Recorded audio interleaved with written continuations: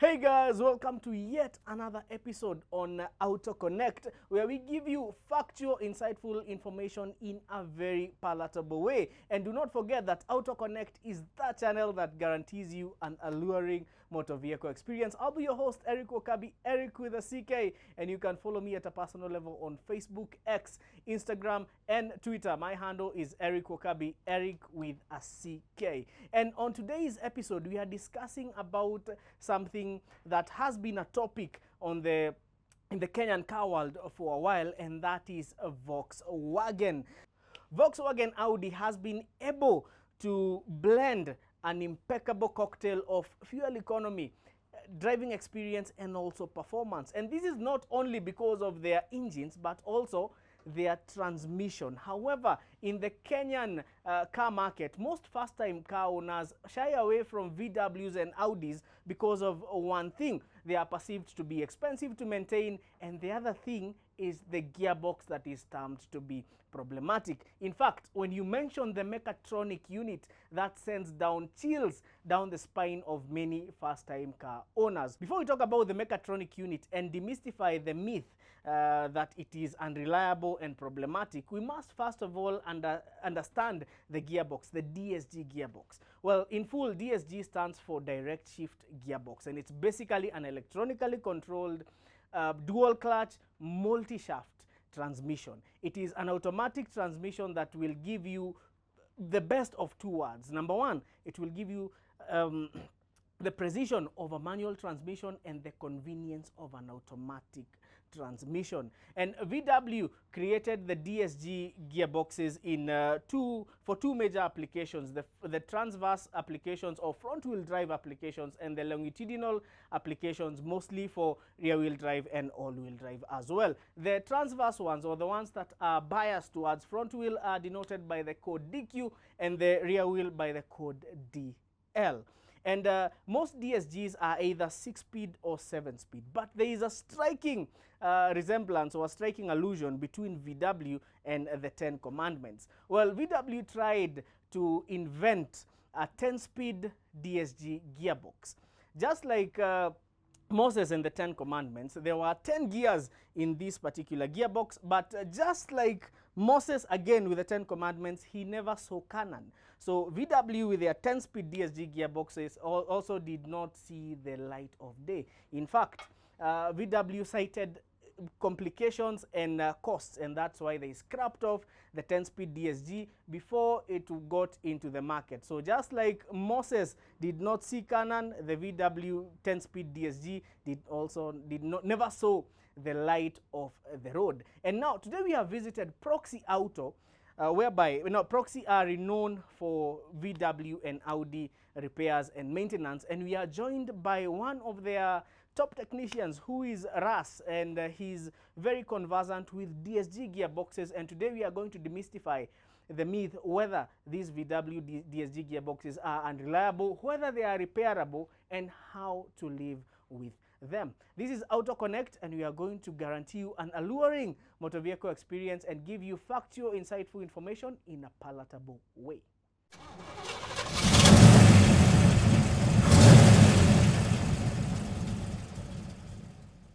Just a recap of where we are today. Today we have visited Proxy Auto. Proxy Auto is along Kiambu Road at Four Ways Junction, and that is where Ras is found. And Ras is a specialist when it comes to DSG gearboxes.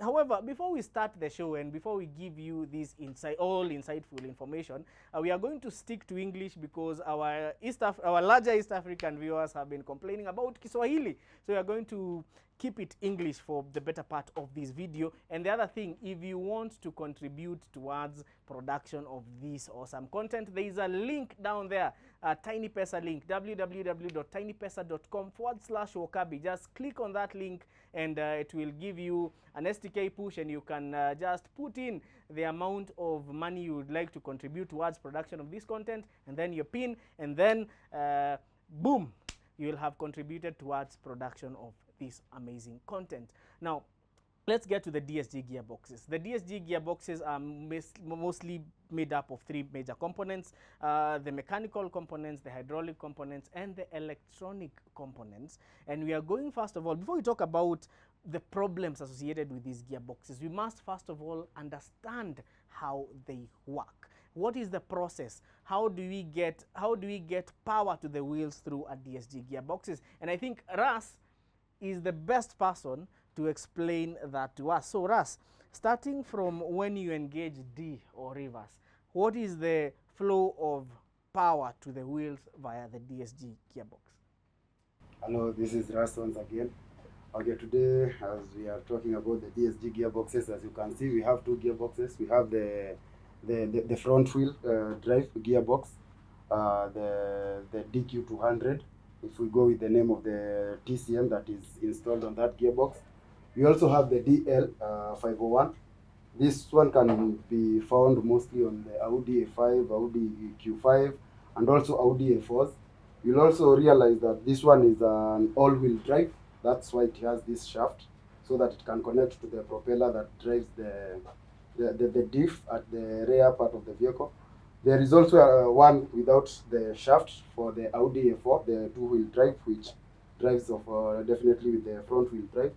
The gearbox is the same, only missing this particular shaft. So normally when you engage drive, what happens? Definitely, this being a manual gearbox, okay, I know most people believe their car is automatic since it has the PRNDS, that is the parking, reverse, drive, and sport. But all the same, this is a manual gearbox. Actually, it's two gearbox merged in one, whereby we have gearbox 1 is shifted by the first clutch, gearbox 2 is shifted by the second clutch, plus the reverse. So it's like we have 7 forward moving gears and 1 gear that moves backwards, so the reverse gear. So with this gearbox, you will realize this is where we fit the Mechatronic. The Mechatronic is this component over here.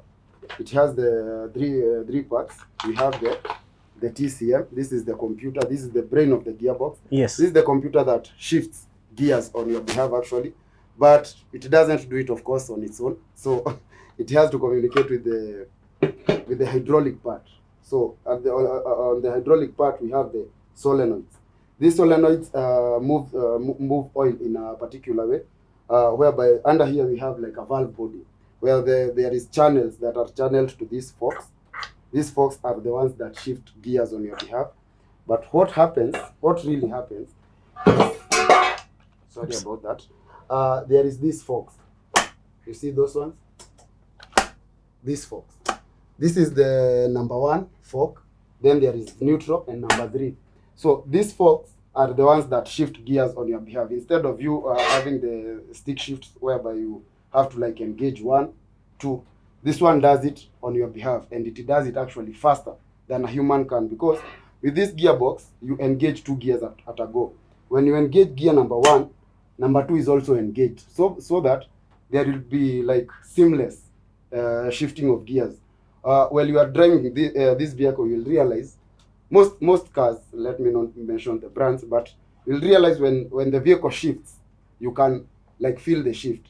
But with this gear, you cannot feel the shift. It's like a CVT gearbox, whereby the shift is like flawless. Flawless, yes. So with this gearbox, you will also not feel that shift, because the gears shift like really fast, and the next gear is already engaged before it's in use. So with this gearbox, it's really fast, and it gives us good fuel economy, unlike the normal manual gearbox. Okay, this gearbox runs the same way as this gearbox, so the explanation is still the same. So Ras, just to pick your mind and to do a recap, so basically a DSG, we can correctly define it as a manual transmission that a computer shifts for you. So it will give you the precision and the feeling of a manual, but it will give you the convenience of an automatic transmission. And in layman's language, it's a manual transmission that is shifted by a computer. And the other thing maybe we can talk about when it comes to these parts, the Mechatronic unit, you've said, is the brain of this particular gearbox. And I would like us to go now deeper into this. So the reason why VWs give you that very good driving feel is because when you engage gear number 2, the vehicle pre-engages gear number 3, and those shifts are controlled by the mechatronic unit. So that is why you get very fast gear shifts. And so that is why if you're racing, or if you're trying to chase a VW or an Audi with your manual transmission, well, by the lag between when you depress the clutch and engage the gear and leave it, well, the VW will have, or the Audi will have, an upper hand in terms of performance. So that is one thing we must celebrate about the DSG gearbox, the fact that it's able to shift very quickly within microseconds. But now, with all that enjoyment, you know, there is also something else. Now, the downsides of these gearboxes. In Kenya, most people, when you're buying a VW, people will tell you, no, the mechatronic is very problematic. Sometimes you'll go to the car wash, and it will, by the time you're leaving the car wash, you will not be able to drive off because these will have failed on you. So I want us to explain the mechatronic unit and tell us what fails, and is it true that you can drive to a car wash and the mechatronic unit fails? Okay. Normally, when water is involved, what can only fail is the electrical part of that machine. Yes. So on our case here, we have the mechatronic. As you can see, this is the TCM. This is the transmission control module. This module is completely sealed, so nothing can go in here. You will realize oil leaves in here. Yes. So when oil leaves in here, means that some of the oil might try to like seep inside the TCM, but that one is not possible because this TCM is completely sealed. It's actually not advisable to open this part because there is also a gel that suspends very tiny wires inside there. If you even try to like blow them, you just short them. So not very good place to open. The socket, as you can see, the socket is also completely sealed. So there is a very high improbability that it will fail because you washed it. Okay. Yeah. So basically what people say, that you will take the vehicle to a car wash and the mechatronic unit will fail. The other thing, right now there are heavy rains. Yeah. Most people are arguing that if you're driving a VW or an Audi and you happen to go through a puddle of water, you can have mechatronic unit failure. So in short, that is uncalled for. That is not technically correct. That is not technically correct. Yes. This is because you see the socket that goes in here, yes, has a rubber seal. Yes. The work of that rubber seal is like the rubber seal on the iPhone screens, yes, or the Samsung screens. That rubber seals prevent water from going to these terminals. You see, terminal. I am assuming since it's that water has free moving ions or electrons, which might short out the wires. But for the water to go to these wires, it's really hard. It's really hard. Then your mechanic will have destroyed your seal, and then water went there. Okay. If that happens, then the mechatronic will surely fail. But if that doesn't happen, then it is improbable for that to happen. We have demystified that one myth. So yes, VWs will not fail the mechatronic. The mechatronic unit in a VW and Audi will not fail because of washing or because of driving through puddles. However, I want us to go back to another thing. So if water will not make the mechatronic unit fail, what will make the mechatronic unit fail, and what are the signs and symptoms of a failing mechatronic unit? With the mechatronic, what normally fails, mostly, it's not actually the TCM. Yes. Mostly you'll find the problem with the mechatronic unit is the pressure buildup in the mechatronic unit. Okay, let me just turn it this way. This is the rear part of the mechatronic unit, or the front part of the gearbox, whereby this small sump sits. Most people might identify this gearbox with this small protrusion over here because of the accumulator, this accumulator component over here. So you will realize this is the pump, this is the motor, and this is the pump. This pump pumps oil in here. Then this part accumulates pressure. And because it is its major job is to accumulate pressure and to make that pressure enough to move these forks, this part normally fails. You will find cracks or a crack on the sides of this accumulator. When that happens, your mechatronic does not gain enough pressure. When that happens now, the gear cannot shift any gears and it will stall. The vehicle will start nicely, but it will not move at all because this one has cracked. There is also a pressure plate down here. It is fastened by several bolts, T30 bolts.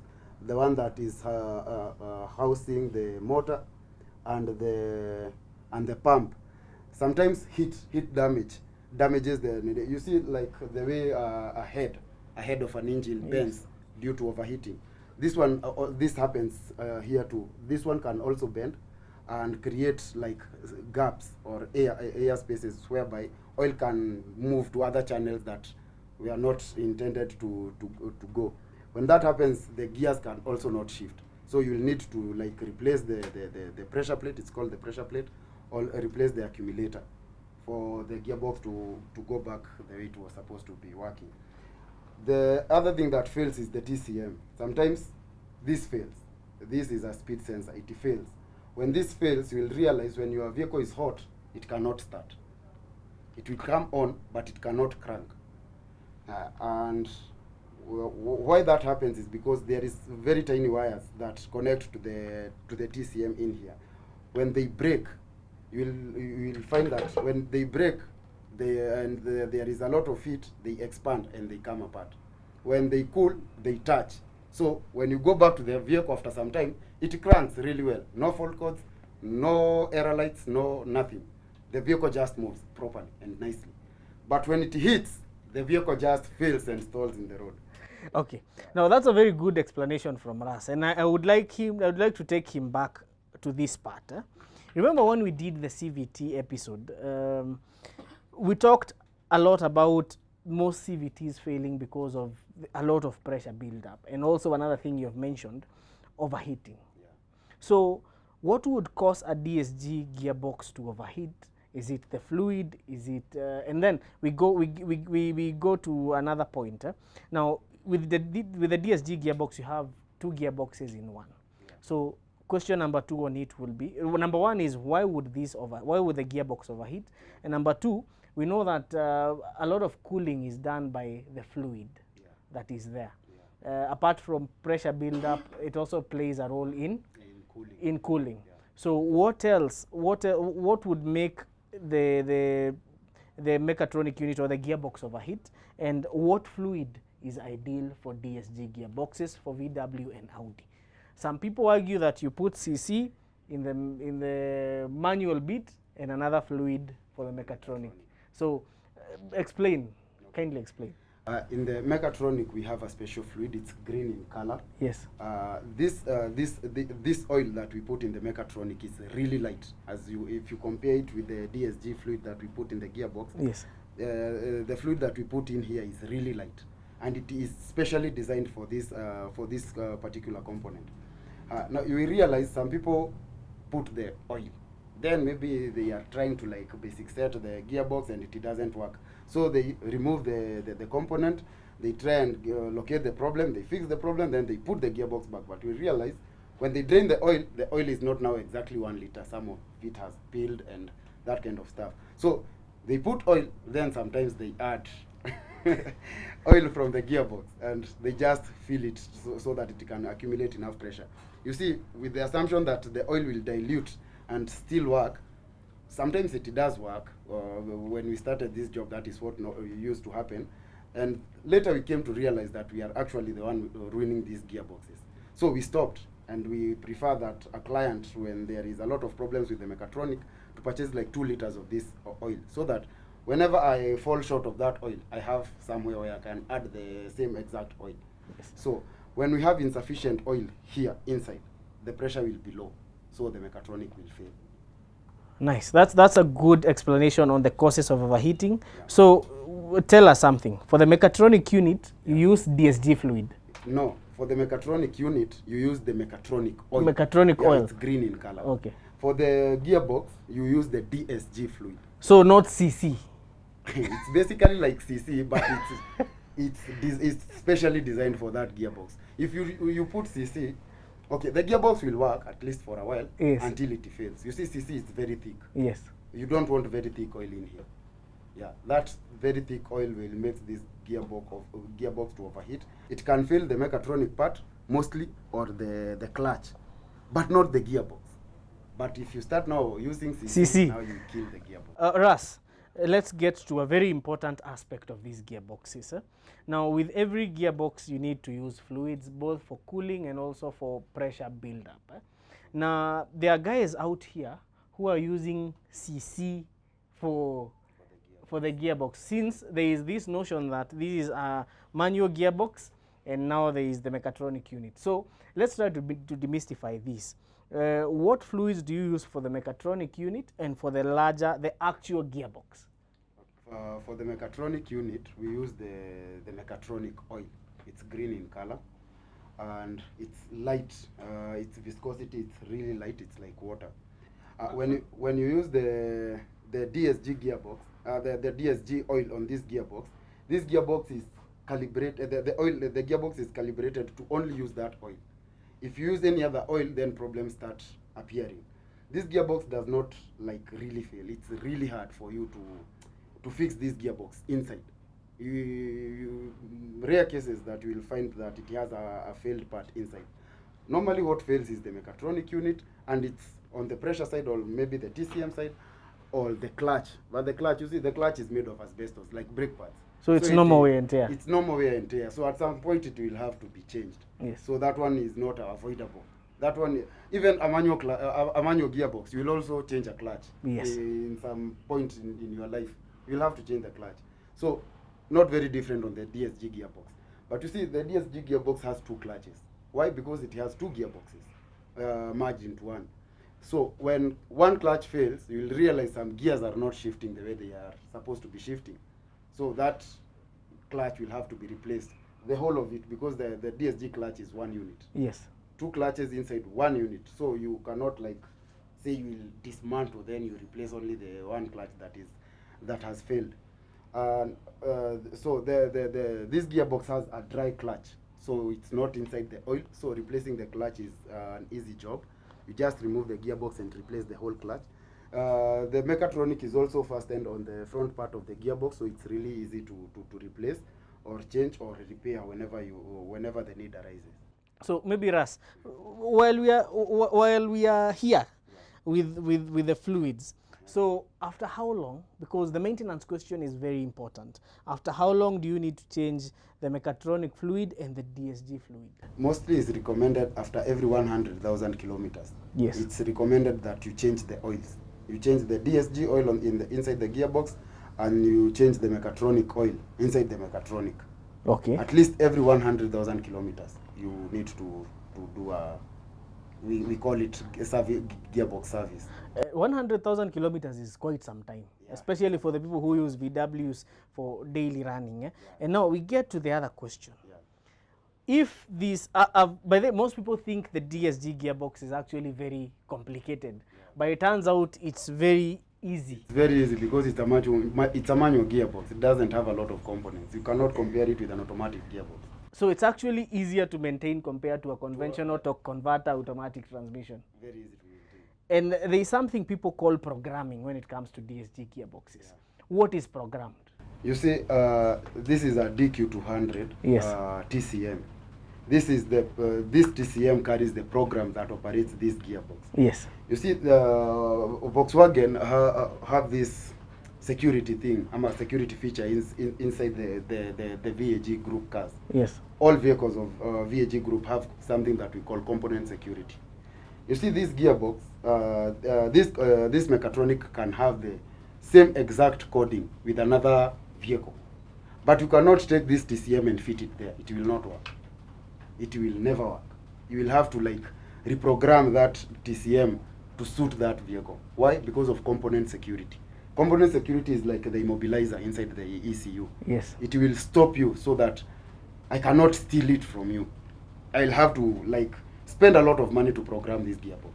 So to avoid that, I can call it as a security feature. So for you to, what is programmed inside the gearbox is the TCM. You put the program that came with the vehicle and the gearbox is good to go. So what Russ you're telling me, allow me to pick your mind on this. Okay. So this is a DQ200. Yeah. And there are several versions of the DQ200. You have the DQ200 and the DQ200E, Yeah. right? Yeah. But the DQ200, it's the same on the VW Golf TSI Yeah.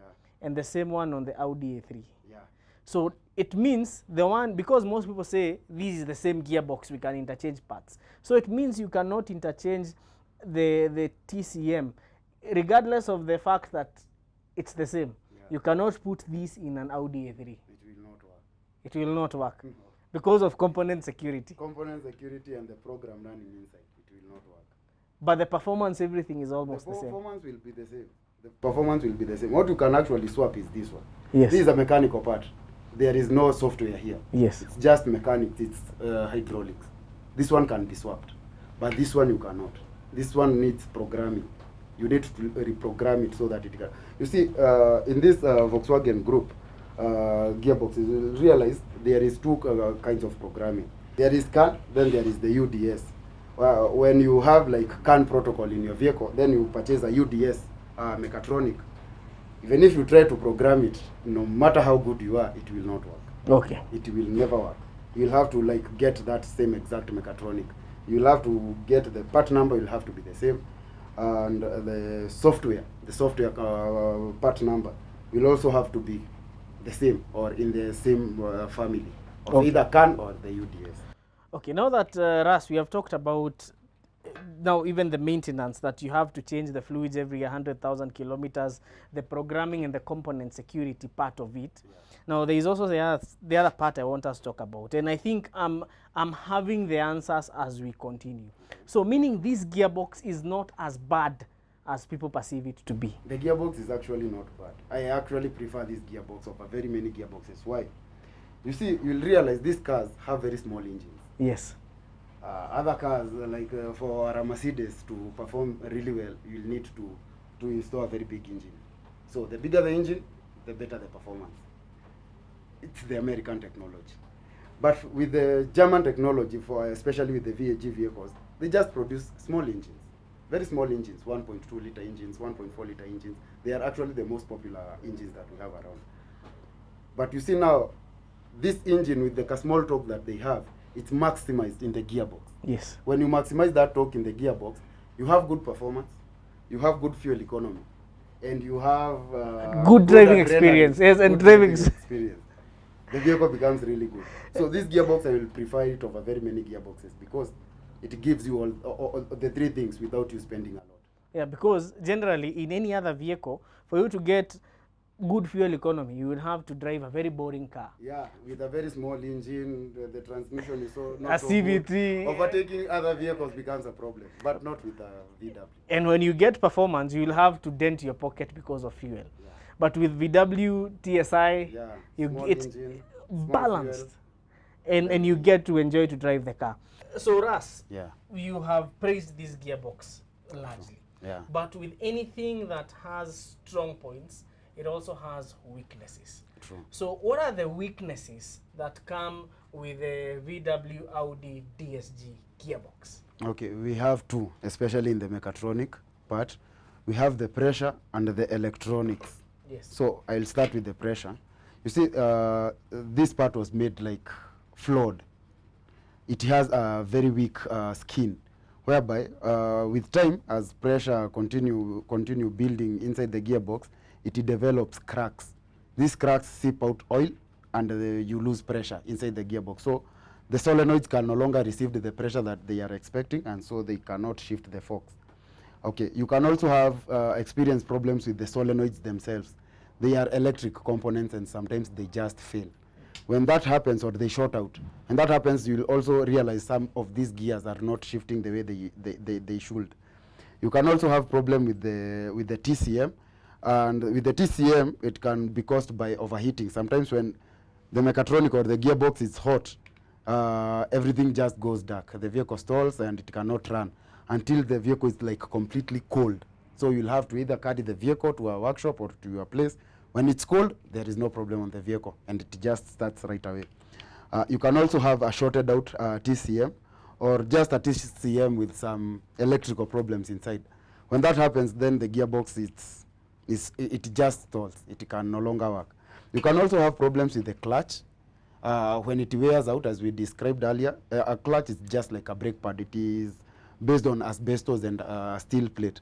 When the asbestos just runs out, you don't have a clutch and you cannot drive the vehicle. So literally on the DQ200, Yeah, the biggest design flaw was the accumulator part. the accumulator part. Yeah, the accumulator and say the pressure plate. So the pressure plate is prone to warping. To warping. This one is prone to cracking. Yeah. So and sometimes warping it can also crack. The pressure plate sometimes can also crack, especially at the corners. At the corners where the accumulator is attached. Well, you see this one is threaded here. Yes. At the bottom down there at the corners, sometimes you find cracks there. And before we get to the parting shots of this video, I would like to remind you that in case this content has been insightful to you, you can click on that link, www.tinypesa.com/Wakabi, and contribute something that will go a long way towards production of this content. Also, I want to remind you that we are at Proxy Auto along Kiambu Road, just around Four Ways Junction, and Proxy Auto are VW Audi experts. Now, Ras, let's get back to these. Okay. And these are a very important part of this video. True. I want us to talk to the first-time car owner. In Kenya these days, if you want to buy your first car and it happens to be an Audi or a Volkswagen, most people will tell you to shy away from the Volkswagen and from the Audis. And you see, right now we are having Audis and VWs that are actually priced very well. Like for instance, the VW Golf variant is a very well priced car. Yeah. For a first-time car owner, it has space, it has fuel economy, and at the end of the day, it still has that driving performance. Yeah. So, do you think a first-time car owner should buy a Volkswagen, basing these facts on reliability, fuel economy, and also performance? According to me, for a first car owner, it's a really good car. Why? Because you see, most people when they buy cars, the fuel is not the immediate problem. Yes. And when that is the case, you tend to see people just driving for the sake of driving, going to road trips and what have you. Yes. But you see, you will realize with a VW, the fuel efficiency is really good. Yes. Because now the car engine is very small. Yes. The performance is really good. You can really overtake confidently, unlike other cars. And the vehicle itself just gives you confidence on the road. Because you know, whenever time arises you want to overtake another car, you will be able to do so, and really efficiently. In terms of parts, you see, according to me, I believe it's better the devil you know than this other angel that you don't know. Yes. You know, the VW has a problem. I will not call it a very big problem with the Mechatronic unit especially. Yes.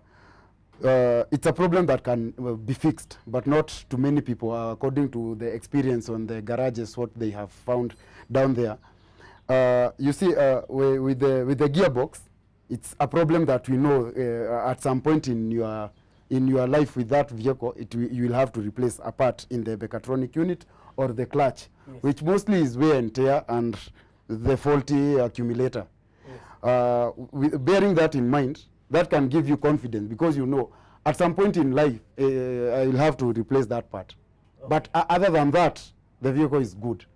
You don't have a lot of engine repairs, you don't have a lot of suspension repairs, you don't have a lot of other electrical components inside the car repairs or that kind of thing. So the vehicle basically is good to use. And also safety. And it is also safe. You will realize the vehicle can take a corner at a really high speed and still stable. And it's even still in case of accident. Yeah, in case of accident, it is built really well. You'll realize on all Volkswagen and Audis, and even the Porsches, there is this aluminium bar behind the bumper. Yes. That aluminium bar is built to crumble whenever there is an impact. Yes. So whenever it crumbles, you see in physics there is the impartial force.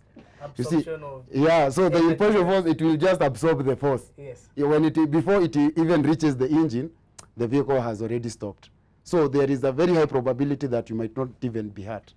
So first-time car owners, according to us, you can buy a VW or an Audi as your first car, without a lot of fear. But there are some few facts that I would like Russ also to give us. Okay.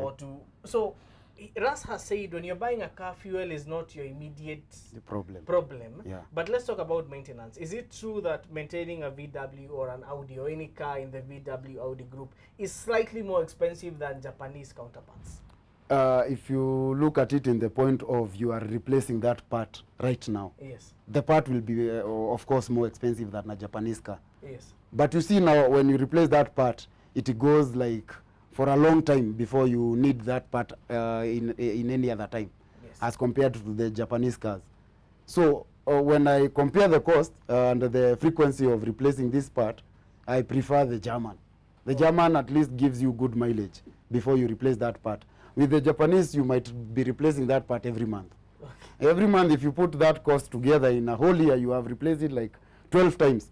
For a German, they just replaced it once. Yes. You see now that for a Japanese car, it will be expensive. But there's something I always say, Ras, okay, that irrespective of how well a vehicle is made, yeah, you cannot make these vehicles idiot-proof. If you're an idiot driving this car, you're definitely going to destroy the gearbox. If you're an idiot fixing the car, yeah, again, you're still going to... You'll ruin everything. You'll ruin everything. True. So, in fact, German cars are allergic to idiots. You have True. But it's all cars. It's all cars. Yeah, you need to take good care of your car. You see, this car carries you to work. It brings you back home. You need to take care of it because you also don't want mishaps. Yes. Especially during these rainy seasons. Yes. You don't want mishap on the road. So when you are asked to just put the DSG oil in your gearbox, just do that. So don't do CC because it's cheaper. No, don't do that.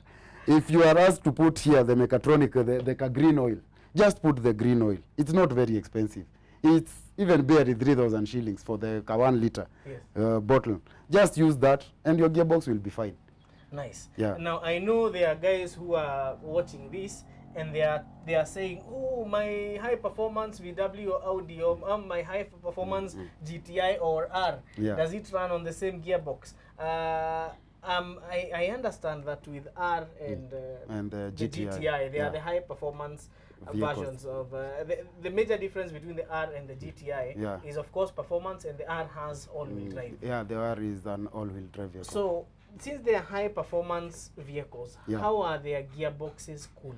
Okay, you will realize this gearbox does not have any cooling system, so it is cooled by the oil that you put inside the gearbox. This one takes 2 liters of oil.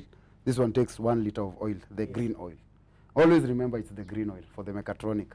But you'll realize for the GTI and the Golf R, the Golf R uses the same gearbox as the Tiguan. Yes. And this gearbox is a 6-speed gearbox, same as the GTI gearbox. And these gearboxes are water cooled. Yes. You'll realize they all have an oil cooler at the top and a small oil filter.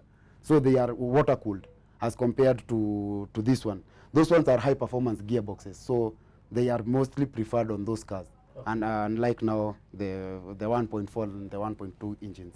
Sawa. Thank you so much, Ras, for being on the show today. Yeah. Next time, I want us to talk about something even more interesting. Okay. When we visit Proxy again. Yeah. VW enthusiasts, they know the BWA engines. Yeah. We get to talk about CCZ. We get to talk about those engines that had... what are they called? The TSI, the 1.4 TSIs that had the supercharger and the turbocharger. The twin-charged ones. Yeah, these are the EA to 11 engines. Yes, the EA to 11. Yeah. There were some that became very problematic because they had too much power. Yeah. And they were not, the blocks could not sustain that. The pistons. The problem were the pistons. Yeah, and you see, Ras does not only know about gearboxes, he also knows about engines. VW engines. This is a conrod. This is a conrod. So yes. This is the piston, and we have now the conrod, the con bearings, the gudgeon pins, and the like, and the rings. Normally, what used to happen when the 1.4 and 1.2 engines were built, the piston heads were not very strong. Yes. You realize when you like go very fast and you like over-rev your vehicle, or you try to go with very high speeds, you are trying to like outdo other people on the road, you will fall into problems of breaking these pistons. They used to break either on the piston lands or on the piston crown. It will have cracks or it will just fall apart completely.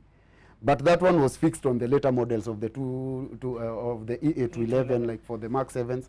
Now on the Mark 7s, we don't have those problems. At least I haven't come across one. Okay. Yeah. So now that is next time. We are going to talk about the forged pistons that you use. And actually today I've learned something from Ras, that you do not have to have a high performance VW to use forged pistons. No.